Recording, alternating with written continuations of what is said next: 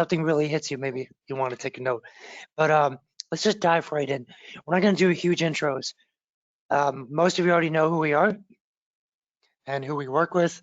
We were the first online retail agency ever since 1997. We're top 5 ads agencies for Google, largest ad spend managers on the East Coast. And in the past 12 years, we've been on the Inc. 5000 10 times. Very proud of that. We were founded by Scott Smigler. Scott still is our president. He runs the day-to-day. And he started the company when he was working the floor of his father's retail shop, but also building the first directories and search engines online. I joined the company in 2008, just celebrated my 13th year. I was brought on to help take us from a project-based business to a service-based business. So launched our SEO, PPC, Google Ads, Google Shopping, Amazon, conversion testing, email, and strategy teams. And now I just work with people who want to be our clients, our partners, and I try to figure out what the growth plan should be for them. So would love to work with anyone here who's interested in that.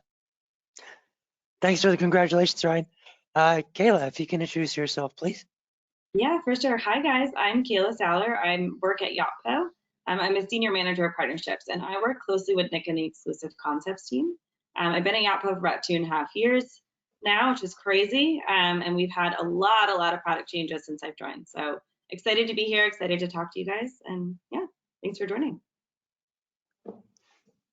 Just a quick kind of overview on who we are. So if you haven't heard of Yotpo, it is not an acronym for anything. It doesn't mean anything, but it is the e-commerce platform. That's kind of who we are, what we do. Our bread and butter is really reviews, ratings and reviews, and UGC. And we also have loyalty and referral programs as well as SMS marketing in our suite. So something always new at Yotpo, which is exciting. We work with direct-to-consumer brands, and it's just a little bit about us. If there's one thing you take away from this, it is knowing what the acronym UGC stands for. It is user-generated content. We will dive right in. Guys, we have a lot that we wanted to talk about, so we're going to try to keep each section relatively brief. So for starters, just wanted to emphasize that Facebook is still growing because Facebook and Instagram are combined. So as Instagram is able to increase its user base, even by a slight degree, it actually increases the combined ad space for the Facebook ads platform.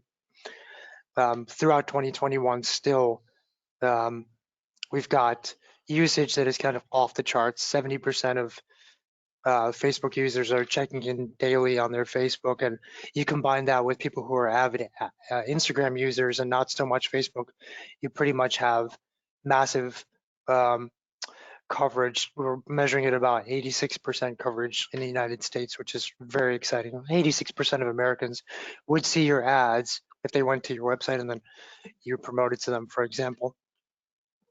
We're even seeing just a cumulative growth in adoption. You know, there's so many different avenues where you can spend your ad dollars. So watching where the dollars are going is pretty helpful.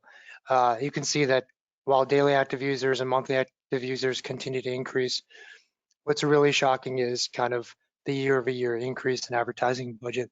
It's gone up 46%. So more people are spending on Facebook, Instagram, and the revenue in the US, Canada sector specifically has increased by just that amount as well. And Facebook's made headway on headcount while actually decreasing their costs. So hopefully that translates to cheaper costs on the cost per click side as well. That's all we want to talk about in terms of trends. We really want to get down to the meat of things. If you're trying to architect the best possible performance, and basically for any type of marketing, what you try to do is focus on developing a top of funnel, a nurture section, and a repeat. So I want people to think about this a little bit. Top of funnel is this first introduction that you have with your potential customer.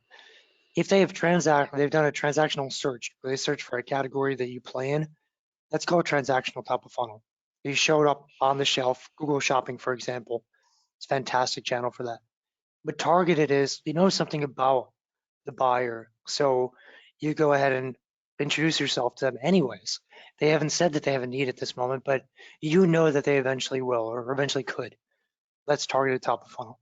So Facebook and Instagram is used for that.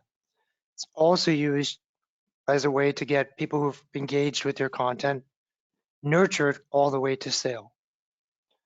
And the third thing that it's used for is basically developing a repeat engine where you want to make sure that you're getting cross-sell opportunities, repeat purchase opportunities, introducing collections of products that might be interesting to an individual based on their past buying habits. Instead of just periodic emails or SMS, you're constantly showing up in front of them on Facebook. So instead of doing this as a poll, we really wanted to see you guys can answer this in the questions box. Between top of funnel, nurture, and repeat, where do you see kind of a focus of Facebook and Instagram ads for yourself?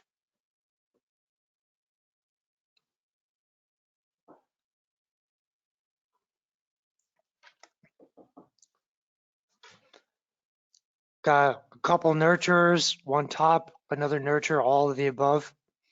Top nurture, definitely top of funnel, new customers, top of funnel. Okay, great. So a lot of focus on top of funnel and nurture, and we're going to get into dynamic feed optimization, which I think will give everyone a better sense of how the repeat engine can also be very productive there. So thank you folks for sharing that. The framework for running your social ads, your Facebook ads, is not let's put a post up and distribute it to everyone. It definitely has to be more controlled than that. You want to keep defining audiences based on engagement levels with your brand or your site, as well as segments of buyers. And then within those segments, trying to develop better creative and then test to see what combination of creative or what ideas in the framework of consumer behavior, which we'll get to, are getting you much further. I always want to think in this way. And defining audiences, this is probably one of the easier parts of it all. You can define audiences with Facebook's data. We can search and detailed targeting. You actually have your own data as well that you can go ahead and utilize, like email upload of your customer list. But when you're targeting, you can also use the classic rubrics of demographic and psychographic. We're going to show an alternate approach as well. You don't have as much data for the alternate approach, which is called personas or temperaments, but it'll give you a better sense of how the brand should basically get people to act. But when it comes to targeting, you can use classic demographics, you can use classic psychographics, and these are all good ways for you to build out. And that can be a combination of your own segmentation from your database or inferred from activity on your website or from Facebook's data. But you also want to kind of go beyond just segments of interest and say, I know my segments of interest, maybe you have 3 or 4 segments of interest. I also just want to know how far people actually got into the buying process. Have they never engaged with anything like with my brand before? Have they never engaged, but at least they're a lookalike similar to my customers? Like a past visitor, cart abandoner, first purchaser, loyal customer. You can have different treatments for people as I go down those engagement levels. You want to know what milestone they're at so you can get them to the next milestone. We're going to talk about different ideas and different creative that we've tested at different engagement levels to get people to the next engagement level. And a good way of looking at it is this kind of matrix where you say, I have all my segments. That's going to be one axis, and I'm going to cross them over with engagement level, how far they've gotten. And if you want to just combine your treatments, you think, well, every one of these should have display ads about our brand. We need to build brand awareness no matter who they are or how far they've gotten. Maybe video ads as well, not just display ads.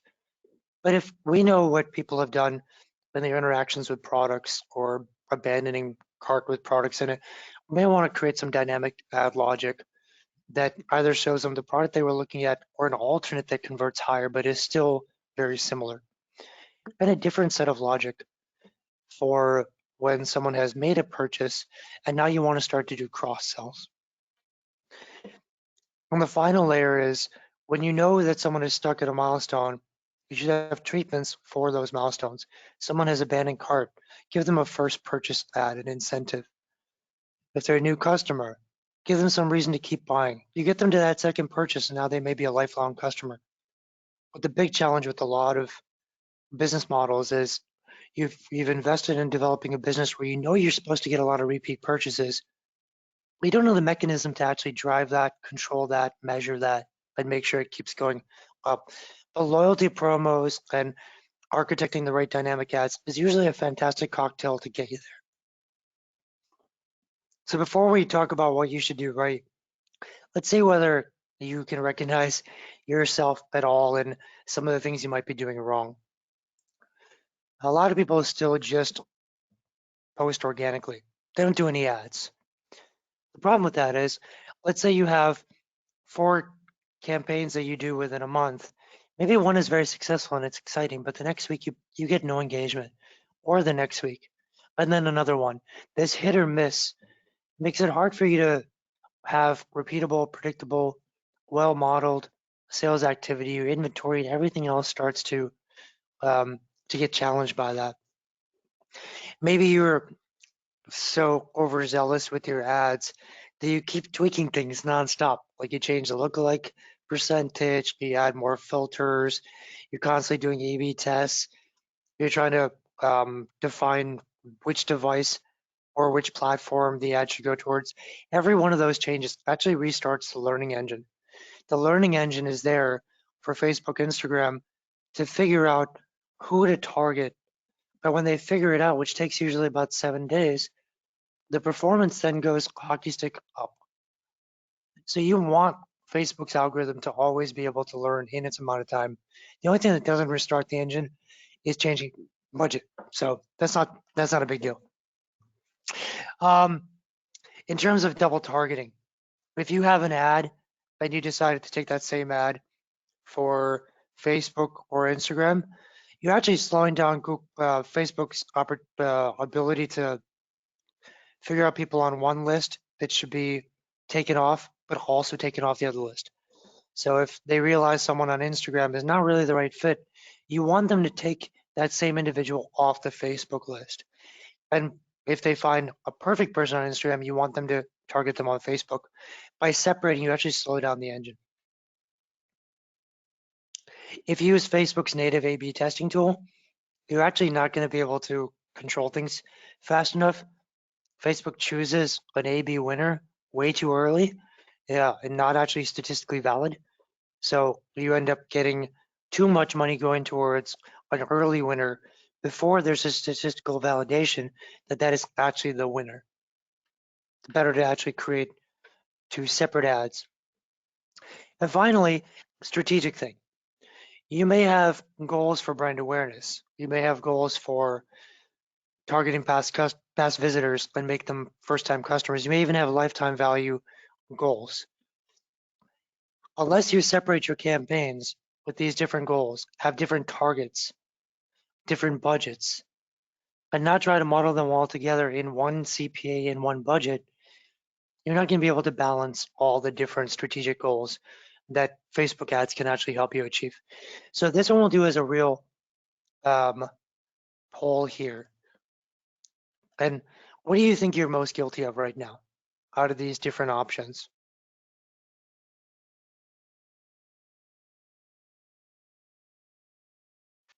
Have you only done organic posts? Do you keep restarting the engine? You're double targeting by having separated Facebook versus Instagram. You're not using the right A/B approach. You have a lot of different goals, but you never actually separated them out by campaign structure. So we'll give this another, let's go for 3, 2, 1. Let's just look at this together, guys. This helps you when you know what your peers are doing well, etc. So 37% of you on this presentation aren't even doing ads right now. just imagine that the 37% does not do ads. That's a good representation of how much of a vacuum Facebook and Instagram still is with all that growth that we just looked at. 23% are not breaking down their infrastructure strategically. It's kind of a mix between all the other ones. So thanks folks for sharing. That's super helpful, I'm sure. It's helpful to us too, because we've been asking this poll for years now. All right, what ads work? What's really exciting for us? So when you're targeting different engagement levels, right?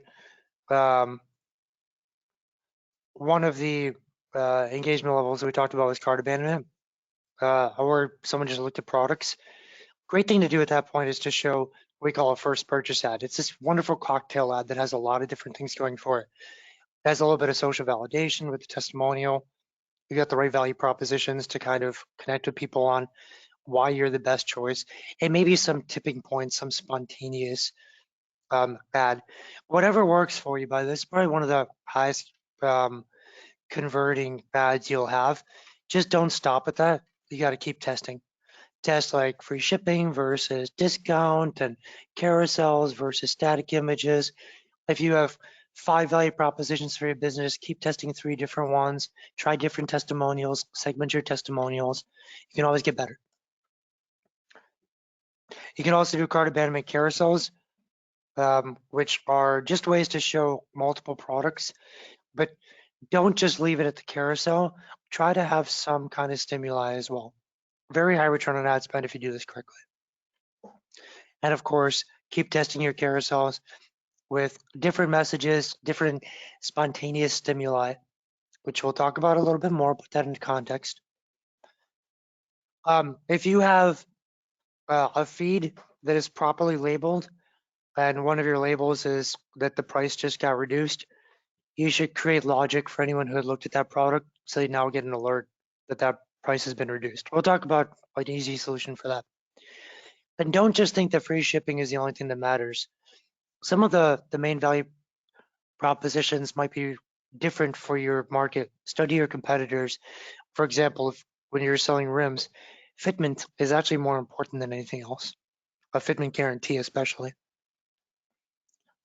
We're big on announcements. Freshness matters.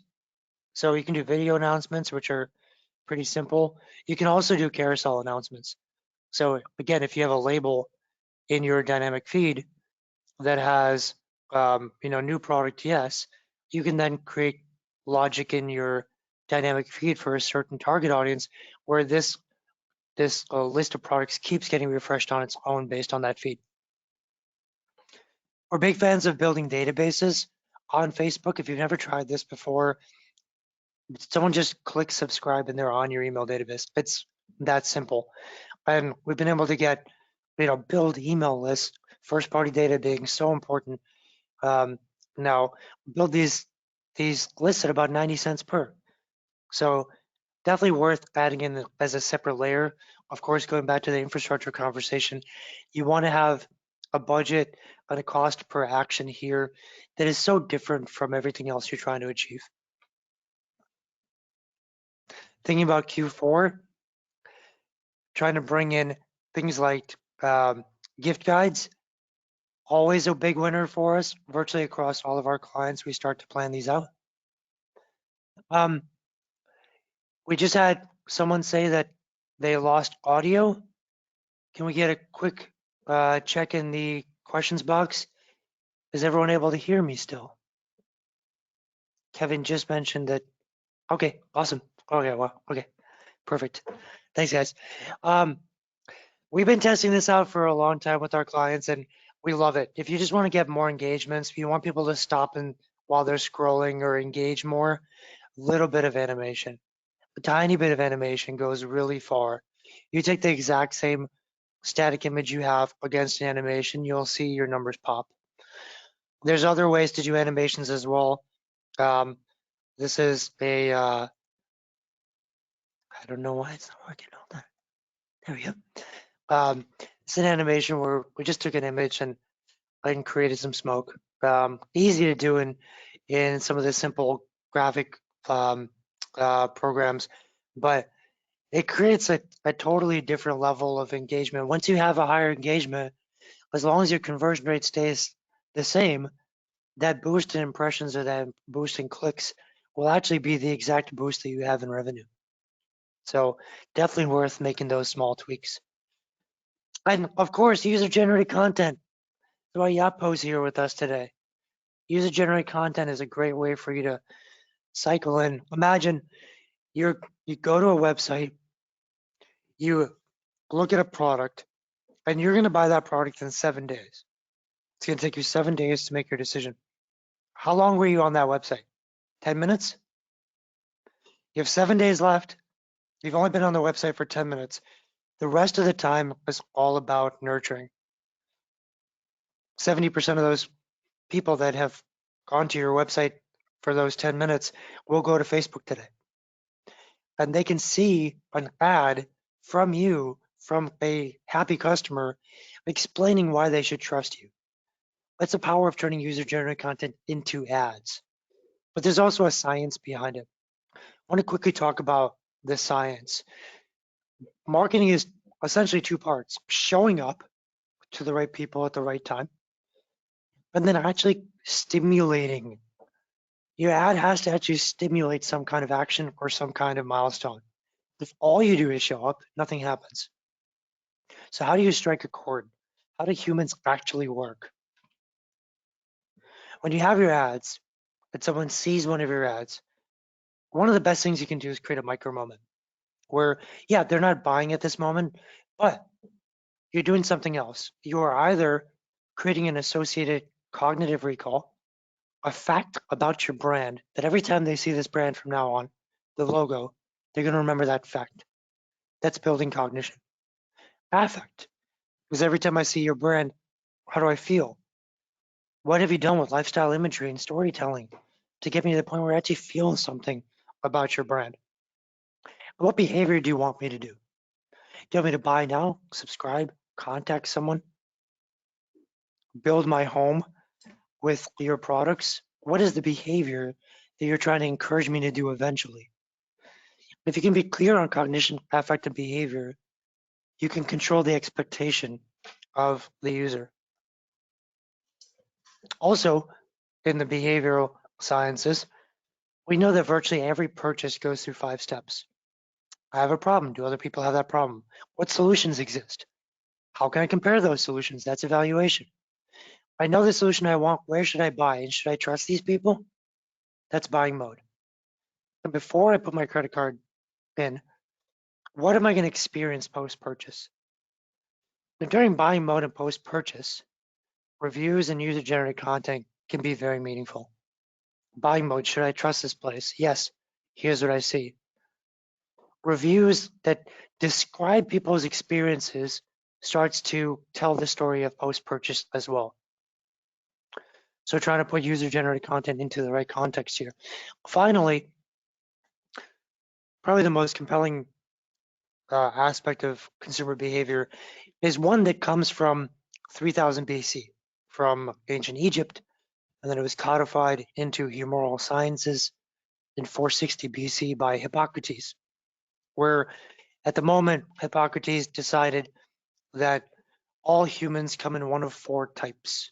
We are either competitive, colicky, we are social, sanguine, humanist, we're methodical, we're data-driven, or spontaneous, we just want to live life.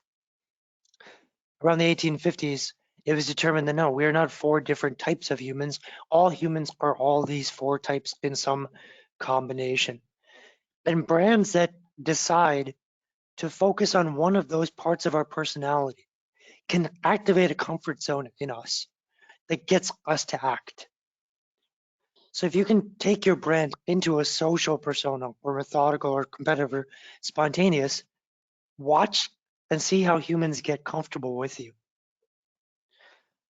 For example, Tag Heuer targets the competitive persona / temperament.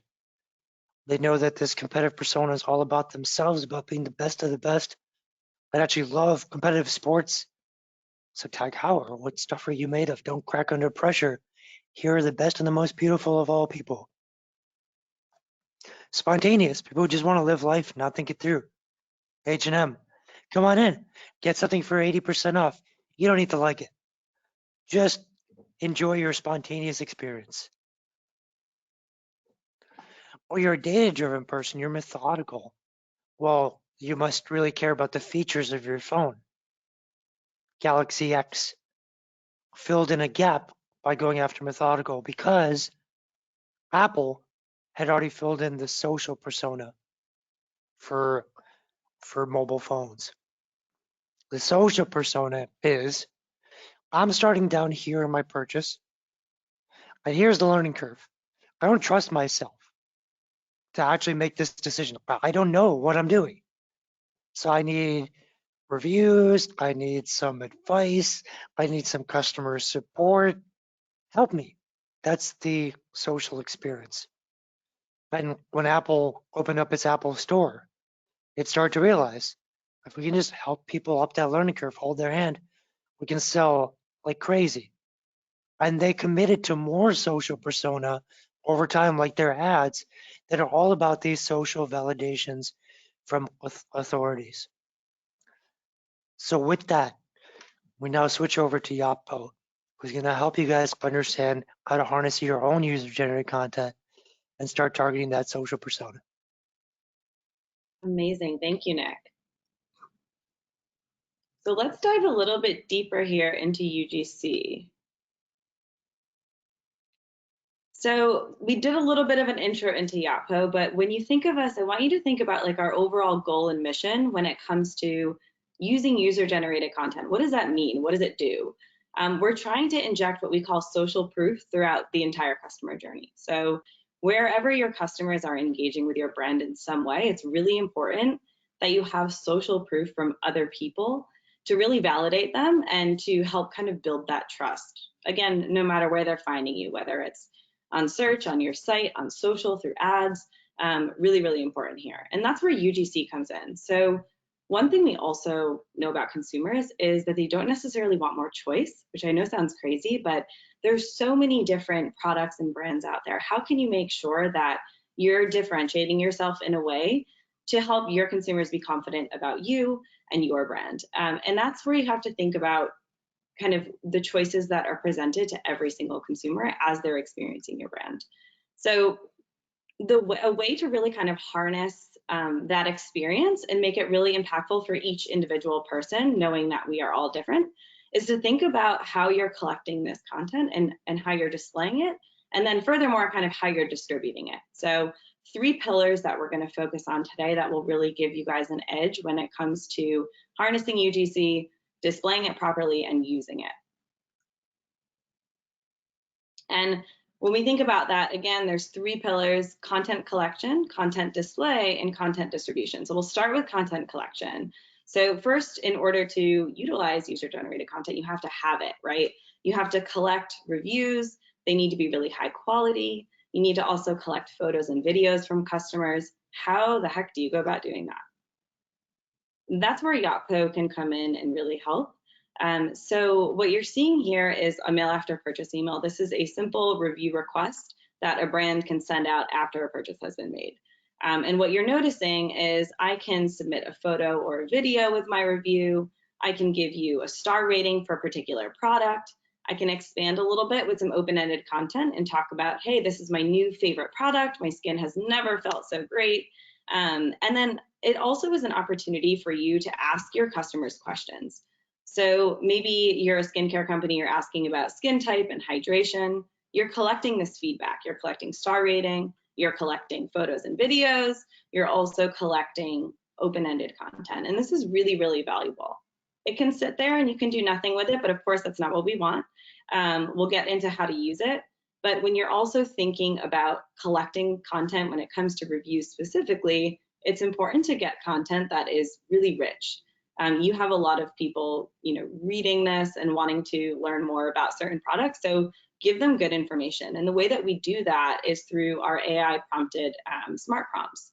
So it's a way for us to basically pull out different topics that other shoppers have discussed when reviewing this product and suggest that maybe you mention that too. So you can get a little bit more information, again, from your customers, maybe about pricing, shipping, quality. This is going to change depending on the product. But if we're suggesting these topics, we're seeing that they're 4 times more likely to actually be mentioned in the review. So you're getting a little bit more than great t-shirt or love this lotion.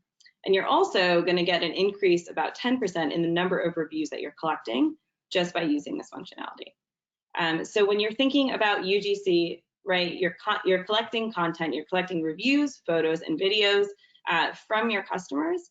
And what are you going to do with that content? How are you going to think about kind of displaying that on site to start building that trust? So one thing to consider is that every single shopper that lands on your site is going to be very different. We have 2 shoppers here, Kim and Joe. They're both in market for a new face lotion, but Kim has been with you before. She's a loyal customer. She cares about the smell, the price, the brand values, and your shipping. She's loyal. She loves you already. Joe, he's a first-time buyer, and he's got kind of a different persona than Kim. He's interested in your service, your brand values, the quality, and delivery. So when they're experiencing your website, when they're experiencing your brand, ultimately, how are you showcasing information that's going to pertain to both of these different personas? And imagine you have a lot of different personas than Kim and Joe here. So you want to take that content you've collected, those rich reviews, those photos and videos, and you want to showcase them on your product pages and throughout the site. What you're seeing here is an example of a review widget. And the beauty of this is we're able to take some of the information, so quality, delivery, smell, price, these are going to be dynamically populated based on what other people are talking about. So Kim can go in here and say, great, I'm actually interested in the smell. I want to click on smell and filter down those reviews. The bottom line is people don't have a lot of time. They're not going to read through 245 plus reviews. So how can you make sure that they're able to get the information that they want really quickly? These filters are a great way to do that. We also saw in the review request email that you can ask your customers information. In this example here, they're asking for your age. Maybe Joe wants to go in and look at different customers who fit into his age group and see what they said about the product. The idea here is you want to have a review widget that's really interactive so you can get customers to actually convert. Noticing that you have these different filters and you're able to then hone in on all these different types of personas regardless of what they are. So taking that content, making it actionable, showing that star rating, and allowing people to just get the information that's important to them because we're all different at the end of the day. Now, the other piece of user-generated content is, of course, photos and videos. And we saw earlier that these can be collected through your review request email. But there's also an opportunity to collect this feedback through Instagram. So I'm sure a lot of you have really strong Instagram presences and followings. Let your customers supply this content to you. We know that 77% of consumers actually want to see real people instead of models. So this is a really great way to pull in different photos from Instagram and utilize those on site. So if we take just this example of kind of a category page here, you've got on the bottom this beautiful carousel, and it's full of user-generated content in the form of photos and videos here. So if I was to scroll through, you'd be able to see all these photos, and you can, of course, toggle over and see the source of them as well. So it shows the shopper and the potential buyer that, hey, these are photos from other consumers, kind of builds that trust. And we know that just by displaying this type of social proof, brands will see 166% uplift in on-site conversion. So it's super, super powerful. And it doesn't just stop at the photos, right? We have the product page review widget, but let's think about a way to utilize just star ratings, something as simple as star ratings for a product. If we're looking at different products on a category page, we can see, okay, there's 441 4-star reviews for this, 231 for this cocoa cream. It's a really great way to, again, showcase that social proof. This is a good product. People like this product without having to do much work. So you're taking the content you collected and you're really putting it to action and making it work for you. The last piece of this is content distribution. So outside of you've collected your content, you're displaying it on your site, how else, what other channels can you utilize to really maximize this when it comes to marketing? So we're going to focus today on social. We've been talking a lot about social, and it's super important. We want to make sure that when you're distributing this UGC, you can empower the ads that you're actually sending out on both Facebook and Instagram. So there's a few different ways to do this. I'm actually going to start in the middle here. So we have Facebook and Instagram ads. You want to make sure that you're utilizing UGC and you're helping increase that click-through rate and reducing that CPA, right? These are big metrics, very important. The way that we do that is by injecting those, again, those star ratings that we're seeing on site into the ad, as well as a positive sentiment snippet of a review. So we're showing positive reviews, we're showing those star ratings, and we're just injecting them into the ads that you're already running, which is great. You can do the same thing with UGC. So those photos that you're generating, those videos, adding those into your ads is going to be really, really impactful. The point of all of this is for that higher click-through rate, that lower cost per click, and that lower cost per acquisition. So this is huge. And then two other ways you can kind of think about distributing on social are allowing your customers to share their reviews. So what's better than kind of that word of mouth marketing? Maybe you incentivize me through a loyalty program to share my review on Facebook, for instance. This is a great way for you to now reach my network of maybe like-minded people who might also be interested in your product. And the same thing goes for you as a brand. You can now use our technology, use that AI to pull in great reviews and use that as an ad in and of itself. Share your reviews that way. And again, you've already, kind of thought about how to use this content on site. Let's really supercharge that those social ads that you're running and make them even more impactful. We know that it works, and it's a great way to harness new customers. So we've done this successfully. We're going to walk through kind of 3 short little case studies here for how Exclusive and Yotpo have done this together. The first is for an apparel brand. So they came in and their problem was that they lost SEO ranks. So they did a whole site migration. They needed to really get their rankings back up. So in addition to, of course, optimizing their content on site, navigation, all of those great things, Exclusive brought Yotpo in for reviews in UGC. And the apparel brand did really, really well. So they saw an 18% increase for page 1 SERP, a 44% of the brand site conversion was actually linked to review engagement. So people who were engaged with the reviews actually converted higher. And then 55% of site visitors interacted with the reviews in UGC. So that's just people clicking through on those galleries, interacting with those filters on the product page and learning more about the products. So powerful story here for search. We also worked with a health and wellness brand. They came in and they just wanted to acquire new customers on social. So we helped them utilize a strategy with top selling products, and we infused those reviews into that creative. So injecting some of those star ratings into that creative copy, and also pulling in some of those images that customers had submitted. This ended up netting out to 178% increase in cold audience landing page views and a 46% increase in return on ad spend. And then our last success story is for a beauty industry client. So kind of tying it all together with this social proof we've been talking about, they had a new product launch and they wanted to figure out how could we get this product launch to be super successful right off the bat. They had tried to engage some audiences that were relatively cold.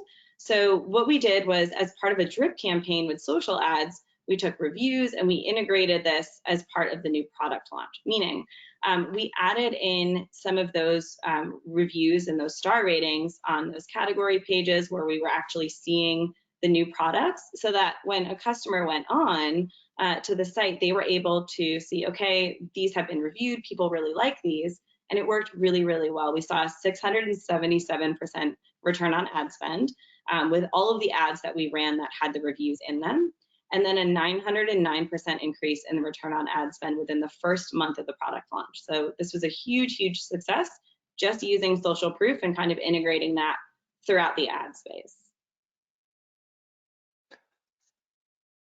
That was awesome. Thank you so much, Kayla. So I want to just kind of highlight again why we had Yotpo come. I mean, there's so much of what we're talking about today is, like getting your getting your social ads and your social approach to a different level. User-generated content is, it's nebulous. It's tough to get kind of optimized, and most importantly, people just don't do it enough. And when they start to use user-generated content in their ads, it does kind of change the entire performance portfolio. So we wanted you guys, instead of getting excited about user-generated content and not knowing what to do with it, we thought it'd be nice for you to know so much about one of the best technologies out there. So if you do want to get more involved in UGC, you already know a very good option. You can engage directly with the Outpost. So thanks, Kayla, for walking us through that. It's pretty awesome technology. We're going to stay on the topic of technology, and then we're going to get to Facebook Shops, and then we're going to wrap up. So we just want to talk a little bit about dynamic ads. So someone goes to your website, they add a product to cart. You want to show that product back to them. Facebook allows you to do that super easily, where you can just take your product details as you would send to Google Shopping and send it to Facebook. And they can create a dynamic ad. Not bad at all. It'd probably still be one of your best performing ads, but there are ways to take this much, much further. So when we started looking at the feed, the basic feed, we realized a lot of the logic that we wanted to create just was impossible. Like, if people are engaging in products that are not top sellers, let's say they engage with a product that is never converted, ever, on the website, and they add it to cart, do we really want to show that product again? Or do we want to show them a top seller? For past customers that routinely buy, do we want to keep showing them products that would actually convert well? So top sellers, for people who've never bought before, what are the gateway products that get people indoctrinated to the brand? What then is a cross-sell product for that same type of individual? What products are just marked down so we can go back to everyone who abandoned cart in the last 60 days or whatever and show them the product that they already want. It's marked down 20%. Why do additional advertising for new people when we already have active buyers waiting to get a discount and just sell out like that? How do we make sure seasonality is an automated concept and that we can start to show products that have higher margin? These are all things we wanted to do. So we developed this more advanced technology where we have all these labels, and we can even create mapping where these products are part of this collection or this demographic or this psychographic or this hobby or this problem. And that way we can add the logic into why people would see certain products. To help us with that, we created a massive data engine. We use this data engine anyways for our reporting. So let's have all the data from the back end of your store, your Google Ads data, your Google Analytics data, your Amazon data, all your cost data for your products, so we can calculate margin. And just off some basic logic, we should know what is a current top seller, what is the active margin, what's a cross sell, what products go well together based on breadcrumbs, easy stuff. And that all goes into smart feeds and then plugs into Facebook so we can create better results. For example, cross sell products associated with Talc Cap Epsilon should be targeted to past purchasers who've engaged with Talc Cap Epsilon in the past. Easy stuff, easy logic once we know the data and it's at our fingertips. But also now we can create dynamic ads based on seasonality, dynamic ads just rotating top sellers to get people's engagement. We don't need to use the image that you would use for Google Shopping with the terrible white background. We swap out something better.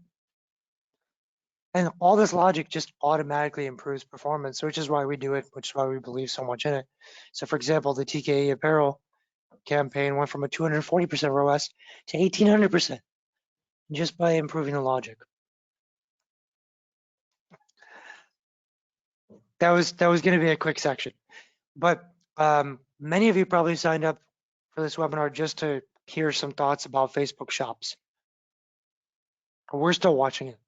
But we wanted to explain what exactly is going on. It's been just over a year since Facebook Shops was announced by Facebook. The Facebook Shops is actually pretty much what they call it. It's a much more customizable version than Facebook paid shops, which was rolled out years ago. It's a way to actually sell your product on Facebook and then connect those products with advertisements and other engagements. So it kind of lives within a blend between the organic things that you're doing and advertising and actually getting purchases on Facebook. Eventually, Facebook will charge for this. But as of right now, we have until June 30th of 2022 for you to make sales through Facebook shops and you don't get charged for it. So not a bad way for you to be one of the first movers and try new things out. We're still watching it. We're looking through case studies that come out from Facebook, talking to our Facebook team and testing for our clients. We are not hard pressed telling everyone to do this yet. So just so you know, we take our time. Same thing we do with things like smart shopping. Until we know exactly how to get, how to filter down who's the best fit for this, get the right playbook, understand how to use the right combination of methods to get the most predictable and highest performance. We're not going all in yet. We are excited about it and we are testing it actively. Something to take away, and you'll get this in the PDF, there's a lot of different templates that exist. You can have an instant storefront, which is just like boom, it shows up very quickly. A lookbook that is a little bit more engaging. You have a few other options that exist. I probably want to go through this rubric. Basically, Facebook has suggested that if you XYZ, then storefront. If you, then lookbook. So we're going to send out the PDF within the next 24 to 48 hours. Please download it and go through this and try to figure out what's a good fit for you. Some tips that Facebook has already created. When you're creating collections, make sure your most exciting products are first. Don't stop refreshing your collections, not just for season, but also for promotion. And try to keep products bundled together where they are related. In terms of the product details page, stay concise, use full screen images. For products where especially you expect someone to wear something, make sure you've covered every angle in a 360 concept there. So you don't need 360 rotation, but you've thought about every angle. And if it's something that's supposed to fit within a space like a home, show it in the home so you can see how it looks, but also dimensionality. Use product tags to connect your other content back with shops, and then engage in using these connections for live shopping and even taking some of your best live content and repurposing it now for shoppable feeds. So hopefully that was helpful. It's still a basic introduction at this point, and over the next 6 to 12 months, we'll keep coming back to it. I will keep giving you guys updates, but we're definitely excited about it. So last thing before we take some questions, as I introed, in the 13 years I've been here, first 7 years I helped develop our departments, SEO, Google Ads, Google Shopping, Amazon, conversion, email, and strategy. The last 6 years I've just been working with prospective clients who are looking for someone to come in and say, this is how you're supposed to do it. This is how you're supposed to grow. It's how all the channels work together. It's how customer journey works, how customer behavior works. And then we can actually do this for you. I have colleagues on my team that can do this process. And we just want to tell you guys what the process is in a nutshell. We don't charge for this, by the way. We typically start off with a big question. If we had $1 million, would we put it into your business? This means we want to research who your founders are, your executive team, why you created what you created, why do you believe in yourself? Who are your segments? What's your business model? What's your margin look like in your business model? What relationships do you have with resellers that cannot be sacrificed? Things like that. Then we want to take a much broader look at all your competitors. We'll define together who your competitors are. We want to know who's got the most brand recall. What are your X factors different from them? How are they spending over the last 2 years? What keywords do they target? What backlinks have they acquired? What does this landscape actually look like? We'll focus on investment strategy based on who you are, all the stimuli in your landscape. Should you be focused on brand awareness, on showing up transactionally, on nurturing the sale, on repeat sales? What is the shape of the investment required over the next 3 months or the next 1 year to get you to your next milestone? We'll identify whether you are actually defending your brand when people know your brand and showing up, whether you're stealing share from other people when they type in a competitor's brand, and then whether you have good discovery visibility. We'll even translate this to SEO. Where in the SEO space are you strong? What are we seeing? What should we do about it? When it comes to consumer behavior, which we talked a little bit about today, what cognitive recall do we want? What affect do we want to build? What behavior should we set? What do we think we should start off with testing from persona standpoint to see if it triggers a better response from your customers? What should we do to nurture past visitors to sale? And what should we do to get past customers to buy again? We'll look into your competitors' Facebook and their emails. We have tools to do that and get an idea of what they're doing and what we need to do. And then we'll come up with a proposal, either for our team to do entirely or for our team to guide your internal teams. So we have a lot of clients that have internal teams. We'll show you what our reporting technology looks like, which you can see a demo here, what our pricing would be for us to do full service, in-house, take components apart, things like that. So hopefully that helps explain it in a nutshell. And we're just gonna ask you guys, do you need a free growth plan? Would this be helpful for your business? You could say yes for like full service or yes for my internal team to have a plan. If you want more info, not a problem. We can reach out and answer every question you have.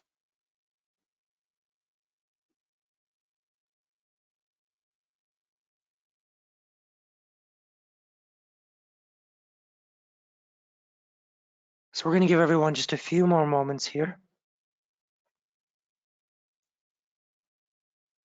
And you can say no, it's not a fit with my business, but please try to answer the survey if possible. I'm waiting till we hit a critical mass and then I will turn this off. We'll go straight to QA. Okay, I'm going to shut this off in 3, 2, 1. Thank you, folks. Let's go to QA. So, first question is definitely for Kayla.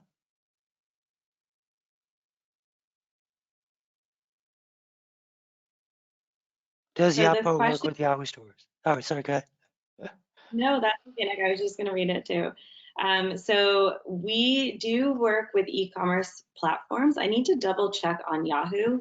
In most of these cases, as long as we can connect via API in some way, we will be able to work with the platform. I'm not aware of an out-of-the-box integration with the Yahoo stores, so I will get back to you on that one.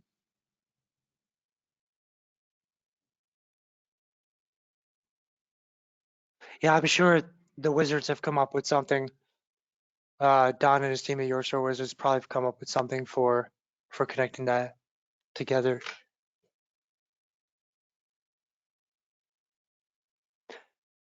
Are there any other questions? Well, I have a question for you guys. Was this helpful? Did you enjoy this? Did we do this for a good reason? 100%. Okay. Any tips on how to get more user-generated content? To get more user-generated content, I'll add one extra tip, which is that when you go to Facebook, if you go to your Facebook and you open up the reviews tab, those reviews can actually be turned into ads as well. So that's one place where you already have reviews harnessed if you have that tab enabled.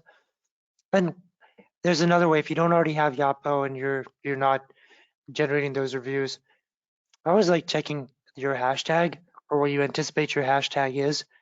And you can reach out to your happiest customers and ask them, you see a post someone did that had 100 likes and 5 comments. Can we share this? Do you have like a testimonial you want to say about your experience? And we'd like to just run this as an ad for a little while. And most people say yes, they're cool with that. So that's also a way. It's definitely more arduous than having something that's automated with AI technology like Yotpo does, but it's a good place to start. Yeah, and just to add one thing there too, Nick, I think you can incentivize your customers even when you're requesting reviews, right? Maybe they're giving you the review feedback on a product, but you can offer them maybe 10 or 20% off their next order if they submit a photo. That's a good way to kind of help get a little bit more out of something you're already doing. Absolutely, guys. Any other questions? We'll take just a few more moments before we hit 3 p.m. Eastern. And if not, Kayla, thank you so much. This was so amazing. I mean, I've always been a fan of